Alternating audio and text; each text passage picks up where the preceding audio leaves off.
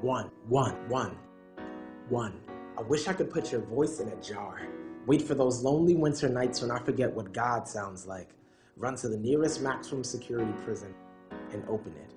Watch the notes bounce off the walls like ricochet bullets, etching keyholes into the sternums of every brother in the room, skeletons opening rose blossom beautiful to remind you that the way to a black man's heart is not through his stomach, it is through the heaven in your hello.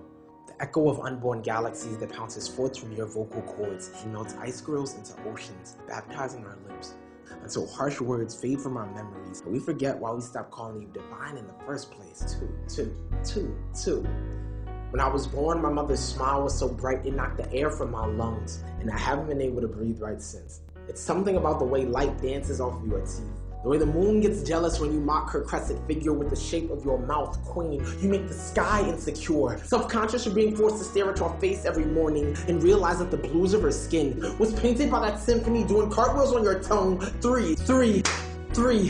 Who else can make kings out of bastards? Turn a fatherless Christmas into a floor full of gifts in a kitchen that smells like the Lord is coming tomorrow and we must eat well tonight. I used to think my sister was a blacksmith, the way she bred fire and metal and made kitchen miracles at 14, making enough food to feed a little boy who didn't have the words to say how much she meant to him back then, or enough backbone to say so the day he turned 20. 4. Your skin reminds me of everything beautiful I have ever known. The color of ink on a page, the earth we walk on, and the cross that hung my savior. 5. I've seen you crucified too, spread out on billboards to be spiritually impaled by millions of men with eyes like nails, who made martyrs of your daughters. So I'm sorry for the music videos, for Justin Timberlake at the Super Bowl and a young man on the corner this morning, who made you want to shed your flesh and become invisible.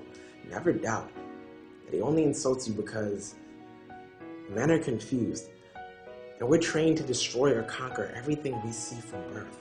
6. If I ever see Don Imus in public, I'll punch him in the face. One time, for every member of the Rutgers and Tennessee women's basketball teams. Then, I'll show him a picture of Felicia Rashad, Asada Shakur, Eartha Kitt, my mother, my grandmother, and my 7-year-old niece, who's got eyes like firebombs, and then dare him to tell me that black women are only beautiful in one shade of skin.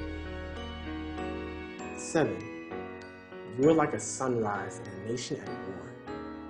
You remind people that there is always something worth waking up to.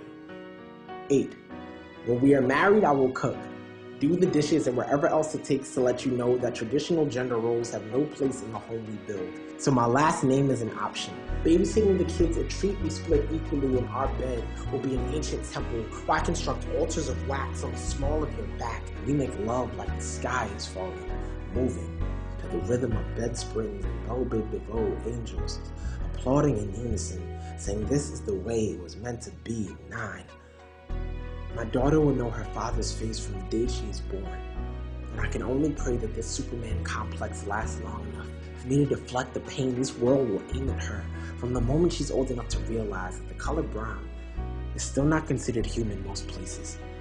But my daughter will have a smile like a wheelchair. And so even when I'm at my worst, when the kryptonite of this putrid planet threatens to render me grounded, the light dancing off her keep will transform the shards of my broken body into heart-shaped blackbirds, taking flight on wind that reminds me of my Savior's hands, of my daughter's smile, and my mother's laugh when I was in her womb.